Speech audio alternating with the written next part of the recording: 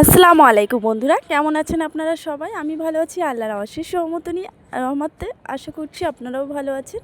তো ছেলের জন্মদিন বলে কথা, একদম প্রস্তুতি পুরো কমপ্লিট, সমস্ত কিছু বাছা কোটা করে একলা হাতে সমস্ত কিছু করেছি কিন্তু। আর এখানে এখন ধনে জিরে মরিচগুলো সুন্দর করে ভেজে নিচ্ছি। আর রান্নাটা কিন্তু আমি করব না, রান্নাটা করবে হচ্ছে আমার যা।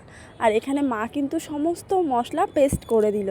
আমি এদিকে ভাজা করে দিচ্ছিলাম, ওদিকে মা আদা রসুন লঙ্কা পেঁয়াজ টমেটো যেগুলো পেস্ট করতে লাগে সমস্ত কিন্তু মা নিজেই পেস্ট করে দিয়েছে। আর রান্নাবান্না বললামই আমি করব না, আমার জায়ের ডিপার্টমেন্টে দিয়ে দিয়েছি, কারণ আমি সবসময় তো রান্না করি, তো আজকে ভাবলাম আমি রান্না করব না। তো এখানে এই যে আমার যা মানে আমার দিদি কিন্তু রান্নায় বসে গেছে আর রান্না করেও দিয়েছে শুরু। সর্বপ্রথম মাংসটা করে নিচ্ছে, যেহেতু দিদিরা মানে আমার ছোটো ননদরা দুপুরবেলায় আসবে, তো এই মাংসর থেকে কিন্তু দিদিকে ভাত দিয়ে দিতে পারবো। তো এখানে মাংস হয়ে গেছিলো, তারপরে কিন্তু পায়েস হচ্ছে, আর এদিকে কিন্তু জন্মদিনের ডেকোরেশন চলছে। ও দিদিরা মানে আমার জায়ের মেয়েরা, আমার ননদের মেয়ে সবাই মিলে বেলুন ফুলিয়ে কিন্তু ডেকোরেশনটা করছে।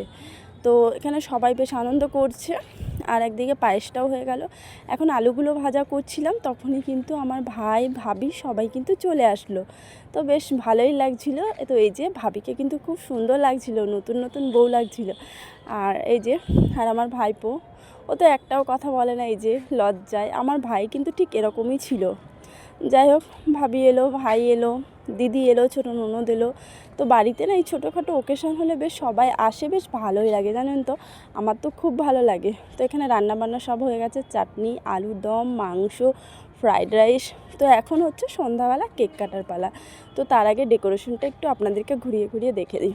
এটা কোনো লোক এনে কিন্তু ডেকোরেশন করা হয়নি, যেহেতু মধ্যবিত্ত ঘরের জন্মদিন, তো লোকজন ডেকে এনে ডেকোরেশনের লোক এনে সেই ক্ষমতা কিন্তু আমাদের নেই। তো তার জন্য বাড়িতেই ওর দিদিরাই সব এই ডেকোরেশনটা করেছে। আর এখানে কেক এনেছিল, ওর মামা একটা কেক এনেছিল আর একটা আমরা এনেছিলাম। মামা যেটা এনেছিল বাটার স্কচটা, আর বাকিটা কিন্তু আমরা এনেছিলাম। তো এখানে কেক কাটিংয়ের জন্য সবাই কিন্তু আমরা রেডি হয়ে গেছি।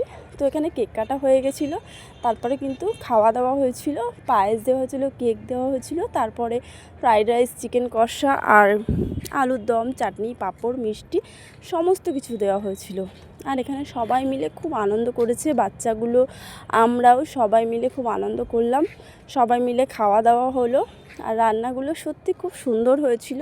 আমি তো কোনো রান্নাই করতে পারিনি, সমস্ত কিন্তু আমার যা করেছিল রান্নাবান্না।